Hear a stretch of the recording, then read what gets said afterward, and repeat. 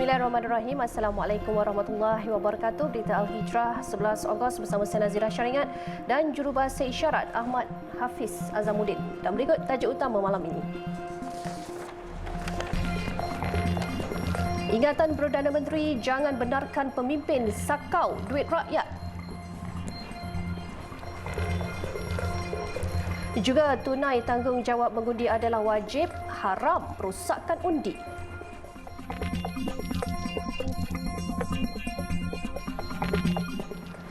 Di Selangor, senario sepanjang tempoh berkempen dilapur tenang dan baik tanpa berlaku sebarang kekecohan. Walaupun negeri itu bakal menyaksikan persaingan sengit, namun rakyat bersyukur tiada insiden yang mampu menghuru-harakan keselamatan sepanjang kempen pilihan raya dijalankan. Menurut pengundi, Selangor merupakan negeri yang agak panas untuk PRN kali ini. Namun calon dan penyokong dilihat lebih matang dan rasional dalam berkempen. Alhamdulillah, saya nampak di Selangor ni semua parti dapat berkempen dengan baik. Tak ada apa-apa kekecohan atau sesiapa yang nak buat kacau. So saya rasa ini perkembangan yang sihat lah untuk pilihan raya kali ini. Saya rasa dalam keadaan tenang. So tak ada apa-apa yang nak dibimbangkan lah. So semua pengundi-pengundi pun bijak untuk membuat keputusan. So saya harap semua yang okey kot. Tak ada apa-apa yang berlaku insya-Allah. Okey, alhamdulillah saya sebagai pengundi di Selangor ni semuanya okey, tak ada apa-apa rusuhan. Maksudnya calon-calon pun dia orang berkempen dengan baiklah. Setiap calon-calon pun macam ada nampak pergi ke tempat-tempat yang sepatutnya dia orang untuk berkempen. Semua okeylah, alhamdulillah semua cantik. Cara berkempen adalah sangat tenang dan aman. So far kedua-dua belah pihak adalah memberi kerjasama yang baiklah. Maksudnya sepanjang kita bergerak berjalan ke sana ke sini ke jalan raya pun tak ada sebarang isu untuk di Selangor. Saya sebagai pengundi di Selangor sendiri pun rasakan kawasan di sini tenang dan stabil lah untuk buat masa ini. Calon-calon yang bertanding pula menghabiskan saat-saat akhir berkempen dengan bertemu seramai mungkin pengundi menjelang hari mengundi esok. Kita dah mula awal insya-Allah. Dan dengan jadual kempen kita yang sangat padat sebenarnya daripada subuh sampai ke tamat kempen setiap malam pukul 12 dan alhamdulillah kita dapat cover sebenarnya banyak tempat, bertemu ramai orang. Dengan gelombang yang sedang berlaku sekarang ni bagi kita satu motivasi dan satu keyakinan yang insya-Allah kita akan beroleh kejayaan di N13 Kuang. Tapi apa pun kita tunggulah besok. Ini dah pecotan terakhir kan. Calon Barisan Nasional Dun Kuang, Datuk Hasnal Rizwa American pula ada cara tersendiri dalam mengatur langkah untuk menang. Pecutan 24 jam terakhir, kita cuba untuk berjumpa dan bersemuka dengan seberapa ramai pengundi yang kita dapat. Ada beberapa hotspot hari ini yang banyak orang terkumpul, kita akan pergi. Selain daripada itu, kita akan giatkan juga penghantaran bahan-bahan cetak tentang calon, tentang parti-parti yang bertanding, tentang rayuan terakhir kita supaya mereka yang tak sempat kita bersemuka atau mereka yang bekerja dan pulang malam, dia masih dapat mengenali calon yang bertanding. Dun Kuang menyaksikan pertembungan tiga penjuru di antara Muhammad Rafiq dari PN, Datuk Hasnal Rizwa American dari BN dan penyandang kerusi Kuang Saleh Amiruddin yang bertanding di bawah tiket bebas. Baik, di Kelantan pula, bakal pengundi telah bersedia menjalankan tanggungjawab sebagai rakyat untuk memilih pemimpin yang akan mewakili mereka. Calon terbaik bagi mereka pastinya adalah yang memperjuang dan mempertahan hak penduduk setempat. Rata-rata bakal pengundi yang ditemui teruja untuk menunaikan tanggungjawab masing-masing esok dan pastinya harapan menggunung disandarkan kepada bakal wakil rakyat yang dipilih nanti. Esok 12 hari bulan 8 2023 hari mengundi dan saya telah buat keputusan untuk memilih calon yang terbaik. Dan saya berharap kepada pengundi dalam Dun Kok Lanah N25 kalau boleh kita pilihlah calon yang terbaik. Sebab calon yang terbaik adalah dari kalangan anak tempatan. Keperluan masyarakat ini lah untuk prasarana lah, jalan, air terutamanya. Sebab masalah air ni berlarutan, tak habis-habis. Jadi kita nak comel semula air itu supaya orang dapat menikmati air dengan sempurna. Jadi kalau kerajaan yang boleh tubuh selepas pada esok minta boleh urus dengan baik urusan prasarana. Sementara itu, calon Barisan Nasional BN N25 Dun Kok Lanas Ahmad Draman antaranya memanfaatkan masa sebaik mungkin bertemu pengundi hari ini memandangkan tempoh berkempen tamat tepat jam 12 malam ini. Beliau optimis mahu mempertahankan kerusi berkenaan pada PRN esok. Untuk mengekalkan Dun Kok Lanas ni supaya legasi daripada Datuk Alwi dapat diteruskan oleh saya, terutama dari segi pembangunan prasarana, pendidikan dan kemudahan-kemudahan sukan untuk rakyat Kok Lanah secara keseluruhan. PRN di Kelantan esok akan membabitkan lebih 1.4 juta pengundi berdaftar yang akan memilih 45 adun bagi mewakili kawasan masing-masing. Perdana Menteri mengulangi pendirian untuk tidak sesekali membenarkan mana-mana pemimpin melakukan budaya menyakau duit rakyat jika partinya diberi mandat memimpin negara selama 5 tahun lagi. Jelas Datuk Seri Anwar Ibrahim, amalan tersebut perlu dihapuskan dalam pentadbiran kerajaan yang dipimpinnya. Saya tak bagi izin mana-mana pemimpin sakau duit rakyat. Saya tak akan bagi izin kalau ada mana-mana menteri atau pemimpin dalam kerajaan perpaduan yang saya tahu sakau, saya akan tergadang dia masuk penjara. Jadi yang tu bagi saya penting. Ya, kerana semua cakap boleh, tapi bila ada kuasa sama. Beliau berkata demikian pada majlis makan tengah hari di gerai Gulai Kalut Hot Stall di balik Pulau Pinang sebelum ke Masjid Koryah Kampung Perlis Pulau Pinang untuk menunaikan solat Jumaat. Tambah Datuk Seri Anwar, sekiranya menang, selain isu integriti, kerajaan perpaduannya akan terus memfokuskan perancangan untuk melaksanakan janji ketika ini, antaranya berhubung kenaikan harga padi, harga getah, gaji penjawat awam dan membela gaji pekerja swasta. Baik, masa depan 6 negeri yang terlibat PRN esok terletak di tangan 9.7 juta pengundi. Dari sudut pandang Islam, adalah satu kewajipan memilih pemimpin yang bakal mentadbir sebaik mungkin. Dan perlu diingat, memboikot atau merosakkan undi hukumnya adalah haram. Menurut pensyarah Fakulti Pengajian Quran dan Sunnah Universiti Sains Islam Malaysia, Muhammad Syamsul Hakim Abdul Samad, mereka yang layak mengundi wajib melaksanakan tanggungjawab itu kerana ia sebahagian daripada tuntutan syarak. Maka dalam konteks negara kita, bila disebutkan konteks melantik pimpinan itu, ia dilaksanakan menerusi proses pengundian. Lalu kaedah fiqah menyatakan, ma la yatimmu bihil wajib illa bihi fahuwa wajib. Apa yang tidak sempurna sesuatu kewajipan itu melainkan dengannya, maka apa yang dengannya itu menyempurnakan kewajipan itulah menjadi juga bahagian daripada kewajipan yang mesti ditunaikan bersama-sama. Nasihat beliau lagi, rakyat beragama Islam juga perlu mengelak daripada melakukan kesalahan seperti melakukan undi protes, undi rosak dan boikot undi. Setiap sesuatu yang dilakukan menyalahi daripada apa yang telah pun ditetapkan oleh syarak ini, pastilah sesuatu yang dikira sebagai bersalahan dengan tuntutan syarak itu sendiri, ataupun kita boleh sebutkan dalam bahasanya sesuatu yang diharamkan bagi kita untuk melakukan. Sama ada daripada apa yang dibuat merosakkan undi ataupun tidak menyertai proses pengundian, ataupun ada yang melakukan undi protes, bukan mereka itu memilih dengan pengertian yang sebenar, tetapi ia dilakukan dengan niat yang selain daripada mencari redha daripada Allah dan memilih pemimpin yang terbaik. Sementara itu, bakal pengundi yang berita Al-Hijrah temui ada alasan tersendiri sama ada mahu mengundi berdasarkan calon atau parti politik. Ikut parti. Sebabnya kalau ada apa masalah sekalipun, kita boleh rujuk kepada parti kita. Macam mana kesusahan rakyat kita dekat Malaysia sekarang ni, dengan ekonomi sekarang ni, dengan struggle-nya orang cari duit, dengan kos sara hidup lebih tinggi, kos sara sekolah diorang macam ni sekarang ni sangat tinggi. So sekarang ni kita pun minta daripada rakyat Malaysia semuanya mesti nak yang memudahkan macam mana ekonomi untuk kukuhkan balik ekonomi kita sekarang. Kalau saya mengundi, saya akan pilih parti sebab bagi saya parti ini dia akan membentuk kerajaan negeri. Kalau dia menang, so banyak janji-janji yang dia telah janji pada kita akan dapatlah.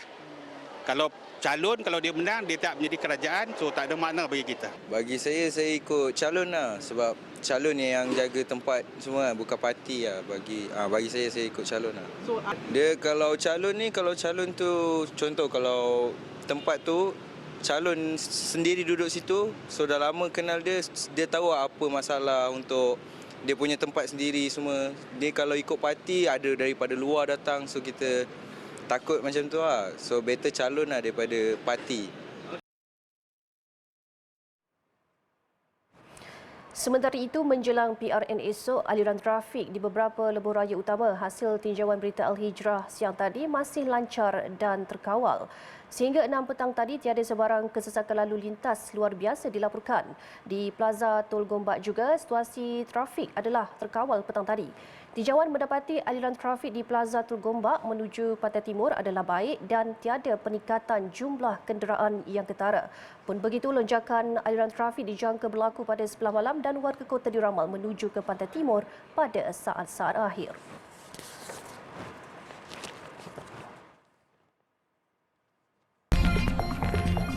Baik, selepas ni laporan langsung jam-jam terakhir tempoh berkempen.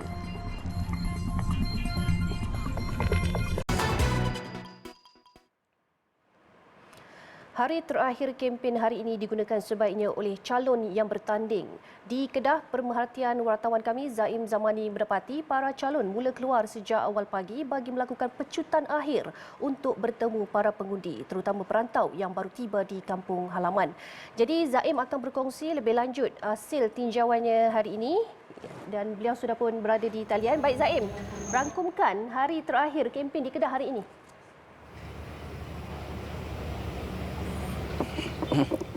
Baik, terima kasih Nazira di studio. Assalamualaikum warahmatullahi wabarakatuh. Kita tahu tepat selepas jam 11.59 malam ini tamatnya kempen pilihan raya dan semua calon dapati yang bertanding tidak dibenarkan untuk mengadakan sebarang bentuk kempen menarik pengundi, tidak kira secara fizikal maupun melalui media sosial. Dan selepas ini segalanya terletak di tangan pengundi untuk menentukan siapakah yang akan menjadi kerajaan negeri selepas ini. Dan berbalik kepada soalan Nat tadi, untuk makluman berdasarkan apa yang saya lihat, kebanyakan calon yang bertanding di Kedah ini hari terakhir ini mereka keluar sejak daripada awal pagi hinggalah pada lewat malam nanti. Dan walaupun mereka telah pun berkempen selama 14 hari sebelum ini, namun hari terakhir seperti ini amat penting untuk mereka keluar bertemu dengan para pengundi, memberikan amanat terakhir ataupun menjelaskan kemampuan mereka kepada para pengundi. Selain itu, ia juga penting untuk mereka keluar pada hari-hari terakhir seperti ini kerana pada hari akhir ini ramai anak-anak perantau yang telah pun tiba dari kawasan luar seperti Kuala Lumpur ke kampung halaman masing-masing. Jadi ia merupakan perkara yang perlu untuk calon-calon bertemu dan memperjelaskan kepada para perantau mengenai visi dan misi mereka di kawasan masing-masing. Untuk makluman, dua parti besar di Kedah ini iaitu Pakatan Harapan Barisan Nasional dan PN, kedua-duanya mengadakan ceramah mega grand finale di Kedah. PHBN ceramah PHBN pada hari ini turut disertai oleh Perdana Menteri Datuk Seri Anwar Ibrahim. Pada sebelah petang tadi beliau ke Naka untuk bertemu dengan pengundi di Dun Kuala Nerang dan juga Dun Pedu. Dan pada malam ini seperti anda boleh lihat di belakang saya ini, kita sekarang berada di hutan kampung dan malam ini Datuk Seri Anwar akan bertemu dengan para pengundi untuk Dun Bukit Pinang dan selepas ini beliau akan ke Sungai Petani pula untuk bertemu dengan pengundi PHBN di sana. Manakala untuk Perikatan Nasional, pada hari ini mereka turut mengadakan ceramah mega yang diadakan di Kulim yang turut disertai oleh Menteri Besar Kedah Datuk Seri Muhammad Sanusi Muadno. Selain itu mereka turut mengadakan flash mob ataupun perakan untuk penyokong PN bagi menunjukkan sokongan yang dimiliki mereka di Kedah ini, Nat. Terima kasih Zaim, live dari Al-Usta. Baik, kita ke laporan seterusnya. Masih di Kedah, isu air yang membelenggu penduduk Pangkalan Bujang sejak hampir 30 tahun lalu bagai tiada solusi. Luar penduduk kawasan perumahan mereka berdepan masalah tekanan air rendah selain sering terputus bekalan air apabila musim hujan. Zaim Zamani merungkai isu tersebut. Ketika tinjauan di Sungai Batu Kedah, kru Berita Al-Hijrah terserempak dengan lori tangki air yang disewa syarikat bekalan air Darul Aman Sada sedang memenuhkan tangki sebelum menghantarnya ke lokasi-lokasi terjejas masalah air. Difahamkan, terdapat beberapa lagi tempat mengisi air untuk lori tangki seperti ini di lokasi-lokasi berhampiran yang secara tidak langsung menunjukkan kebergantungan penduduk terhadap air yang dihantar pihak SADA dari rumah ke rumah. Bagi melihat sendiri proses pemberian bantuan air, kami mengekori sebuah lori tangki air ke rumah penduduk terjejas bekalan di Pengkalan Bujang. Di kawasan tersebut, hampir setiap rumah mempunyai tong air simpanan di luar kediaman mereka. Ia bagi memudahkan proses pemberian air selain memastikan penduduk mempunyai bekalan mencukupi untuk kegunaan harian. Menurut penduduk, disebabkan permasalahan air yang sering berlaku di kawasan itu, mereka amat bergantung kepada air yang dihantar pihak SADA. Mereka memuji kepantasan pihak SADA menghantar air apabila dimaklumkan ketiadaan bekalan.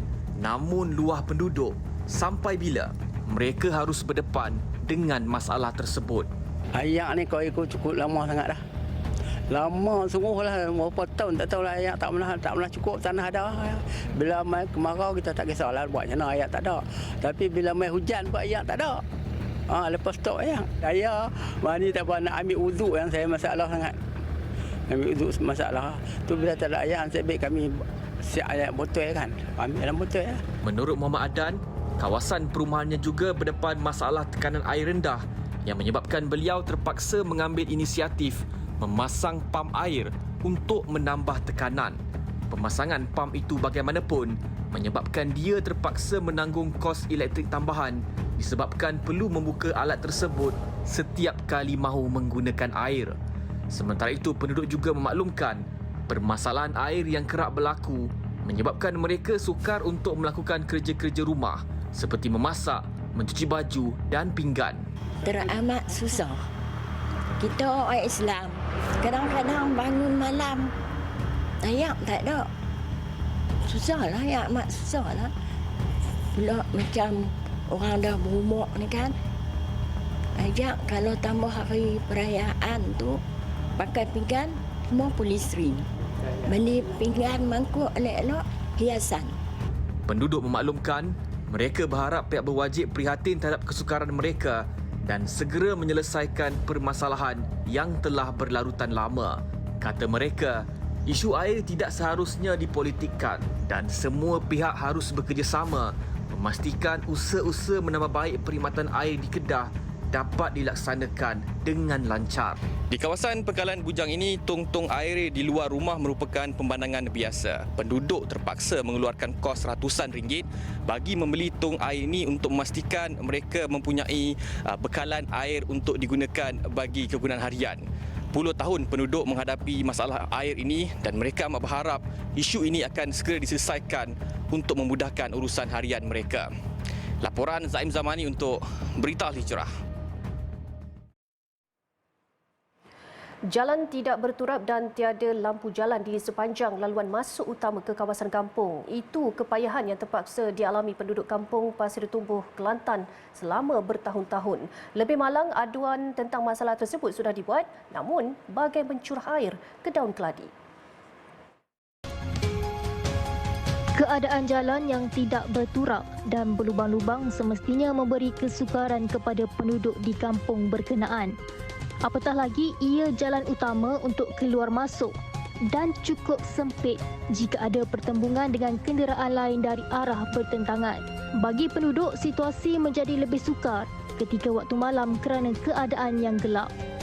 Masalah jalan kat sini saya tengok sudah lama, dalam puluh-puluh tahun dah. Kalau kita ni nak masuk hari-hari dengan keadaan jalan macam ni, rasa teruk juga. Memang lampu tak ada, gelap-gelemak, gelap gelita lah. Jadi memang bahaya. Jelasnya pada waktu malam mereka terpaksa bergantung kepada lampu kenderaan serta cahaya dari rumah penduduk sahaja.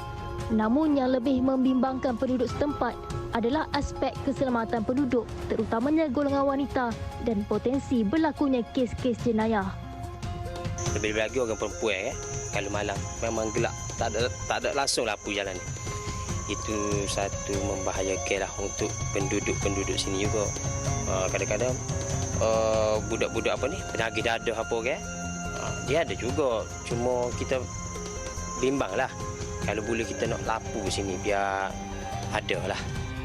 Prihatin dengan nasib penduduk di Kampung Pasir Tumbuh, calon Pakatan Harapan Barisan Nasional Naziratun Aini Mat Sayuti turun padang untuk mendengar keluhan mereka. Susulan itu dia menawarkan perkhidmatan 24 jam bagi memudahkan serta membantu penduduk untuk menyelesaikan masalah yang berlaku. Yang menarik yang saya nak bawa kali ini adalah skuad bergerak.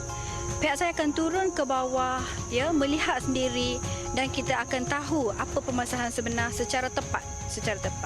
Dan seterusnya saya akan buat apa? Sidang rakyat Pasir Tumbuh. Dan sidang rakyat Pasir Tumbuh ini terbuka kepada semua rakyat Pasir Tumbuh dan kita menjemput semua pembangkang dan kerajaan sekali, dan kita akan panggil juga pakar-pakar yang dalam bidang tertentu, dalam mungkin secara khususnya boleh menyelesaikan masalah tersebut. Kampung Pasir Tumbuh mempunyai lebih 100 orang penduduk dan mereka mahukan infrastruktur asas di kampung mereka itu ditambah baik dengan kadar yang segera. Laporan Hanisa Hasanuddin, Berita Al-Hijrah. Baik, kita juga ingin meninjau situasi kempen saat akhir di Kelantan yang berbaki beberapa jam sahaja lagi bersama Hanisa Hasanuddin. Jadi Hani, jika sudah bersedia boleh kongsikan situasi serta kemeriahan kempen pada saat-saat akhir di sana.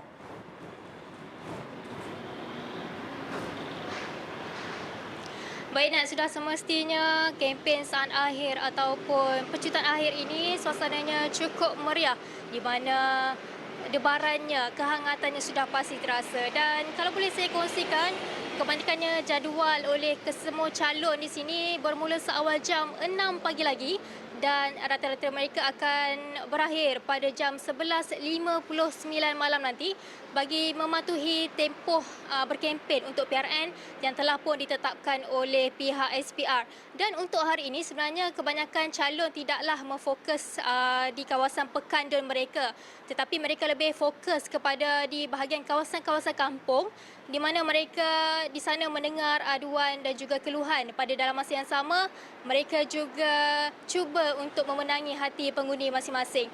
Dan sebenarnya meskipun meriah, namun boleh saya katakan keadaan di sini cukup terkawal tanpa sebarang provokasi oleh mana-mana pihak parti yang bertanding pada kali ini, dan ini jelas menunjukkan bahawa politik kita di sini semakin matang.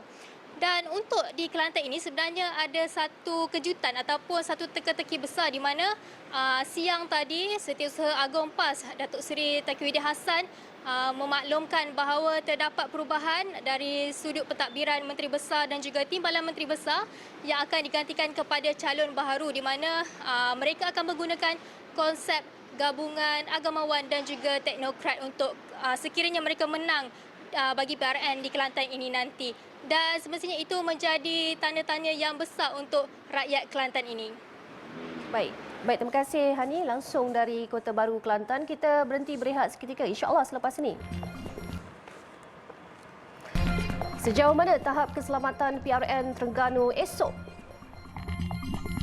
Ke perkembangan PRN di Terengganu, kali ini wartawan Hadiza Faisal akan membawakan situasi tentang ketenteraman dan keselamatan awam menjelang hari mengundi esok. Dan jika telah bersedia, teruskan Izzah di Kuala Terengganu.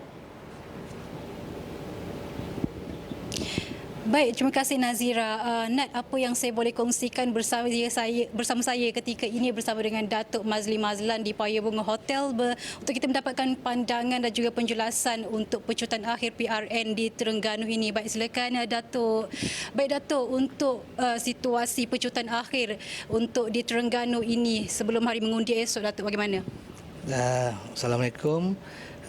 Jadi untuk pilihan raya negeri di Terengganu ini untuk hari mengundi pada esok hari 12 hari bulan Ogos 2023, kontingen Terengganu akan menggunakan 5,736 kekuatan anggota PDRM dan juga termasuklah anggota rela yang membantu kita, iaitu sampai 823 orang.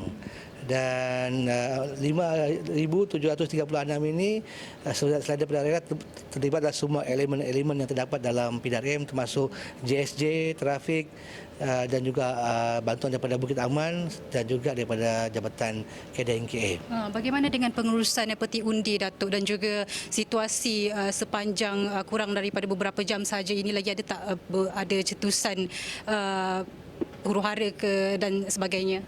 Setakat ini pengurusan peti undi berjalan dengan lancar, di mana wakil-wakil PDRM yang akan bertugas bersama dengan SPR telah mempunyai persefahaman dan juga telah dibagikan taklimat yang khusus dan dalam keadaan yang lancar, dan mereka akan memulakan tugas masa pada esok hari. Dan peti undi yang telah siap ini telah ditempatkan di tempat pengumpulan peti undi dan dijaga oleh anggota PDRM bermula daripada petang tadi pukul 2 sampailah kepada hari esok sebelum tempoh mengundi. Baik, terima kasih Datuk Mazli Mazlan kerana sudi bersama dengan kami, dan buat masa ini seperti mana yang dimaklumkan, keadaan di Terengganu ini kurang daripada beberapa jam lagi sebelum pukul 12 nanti masa berkempen berakhir. Setakat ini keadaan masih lagi tenang dan juga tenteram, dan saya kira sampai di sini saja laporan yang saya boleh kongsikan di Terengganu. Silakan Nat. Baik, terima kasih Izzah langsung dari Kuala Terengganu. Baik, kita berhenti berehat seketika. InsyaAllah selepas ini. 500,000 juta Al-Quran mula diagih menjelang hujung tahun ini. Kembali. Seorang lelaki ditemui maut di dalam sebuah teksi miliknya berdekatan klinik kesihatan seberang Takir, Kuala Nerus semalam. Ketua Polis Daerah Kuala Terengganu SCP Abdul Rahim Maddin berkata pihaknya juga berjaya menahan suspek yang disyaki terlibat dalam kejadian itu. Sepasukan anggota digerakkan ke lokasi sejurus pihaknya menerima panggilan berhubung kejadian itu kira-kira jam 10.56 malam. Menurut SCP Abdul Rahim, siasatan awal mendapati seorang lelaki tempatan berusia 51 tahun ditemukan dalam keadaan tidak sedarkan diri di bahagian penumpang belakang dengan beberapa kesan kecederaan di bahagian belakang badan. Mangsa bagaimanapun disahkan telah meninggal dunia. Seorang lelaki disyaki suspek yang berada di tempat pemandu dengan pakaian berlumuran darah turut ditahan. Hasil pemeriksaan di dalam kenderaan tersebut, pihak polis telah menjumpai sebilah pisau di atas pelapik tempat kaki bahagian pemandu, dan suspek berusia 29 tahun telah ditahan dan akan dibawa ke mahkamah pada pagi ini untuk pengundangan riman. Siasatan lanjut sedang dijalankan bagi mengenal pasti motif kejadian dan kes disiasat di bawah Seksyen 302 Kanun Kesiksaan.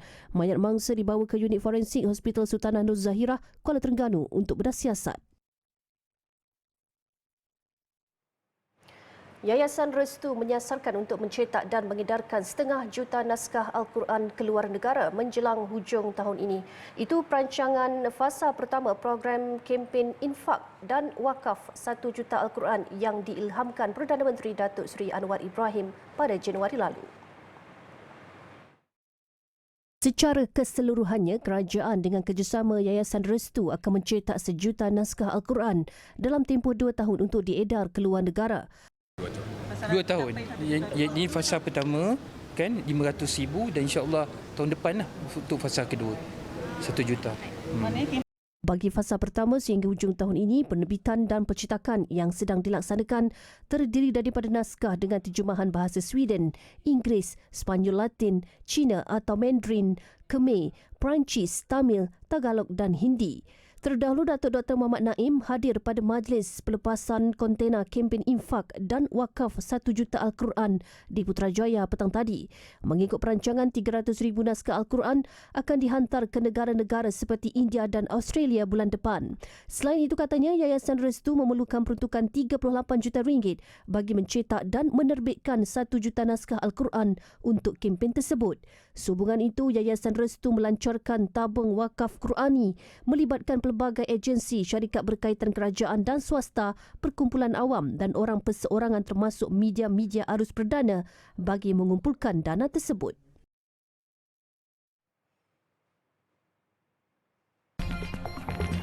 Selepas ini, sambutan luar biasa jualan Ehsan Rahmah.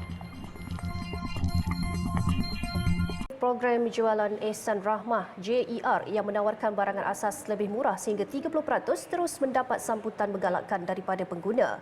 Menerusi tinjauan kru Berita Al-Hijrah di tapak jualan di Sungai Tua Selayang, gerai ayam dan telur habis terjual dalam tempoh kurang 2 jam. Seawal jam 8 pagi, penduduk sekitar sudah mula memenuhi tapak jualan JER bagi mendapatkan bekalan asas berkenaan pada harga murah. Malah, jualan yang sepatutnya berakhir pada 12.30 hari itu habis licin terjual sebelum jam 11 pagi. Bukan okey lagi, sangat-sangat okey. Memang orang kata kita macam yang tak bekerja ni, suami bekerja lah. Tapi membantu sangat-sangat. Memang alhamdulillah lah rezeki orang katakan. Sempena jualan murah itu, sebanyak 500 ekor ayam dijual dengan hanya RM10 seekor. Selain ayam, 5 barangan asas lain turut menjadi tumpuan pengguna, iaitu telur ayam grade B 30 biji sepapan, beras seberat 5 kg dan daging lembu 900 gram, masing-masing dijual pada harga RM10. Manakala bagi 6 ekor ikan kembung dijual pada harga RM6 dan minyak masak seberat 5 kg dijual pada harga RM25. Saya gembira. Very happy. I can get all those cheap things here. So this is my first date here, first time. This is more better. Cheap. Hopefully they still continue. Ada, alhamdulillah macam ni, macam orang-orang yang gaji kurang sikit tu bolehlah dapat tolong ni kan. Ayam kalau beli dekat pasar pun dekat 20 macam lah dikasih RM10. Alhamdulillah telur pun satu papan RM10. Okeylah, saya rasa alhamdulillah gembira kami semua. Selain 6 barangan asas, JER turut menawarkan gerai jualan buah-buahan dan sayuran yang turut dijual pada harga jauh lebih murah berbanding jualan biasa. Bagi itu murah harga daripada yang kita beli daripada supermarket. Kita beli dekat market kan, supermarket memang mahal. Sini memang macam misalnya minyak murah, beras baru RM10. Kalau kita pergi ke kedai 13, paling kurang pun RM13. Okey, telur pun satu papan RM10 saja.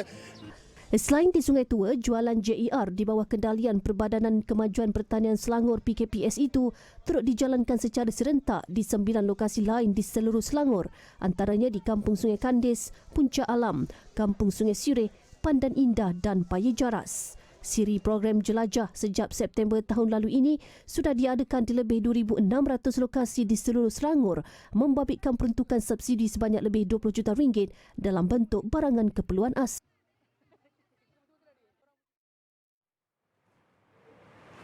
Baik, sekian untuk malam ini. Saya Nazira Syaringan dan jurubahasa isyarat Ahmad Hafiz Azamuddin. Satukan ummah dengan ilmu bagi memperkasa Malaysia Madani. Assalamualaikum dan selamat malam.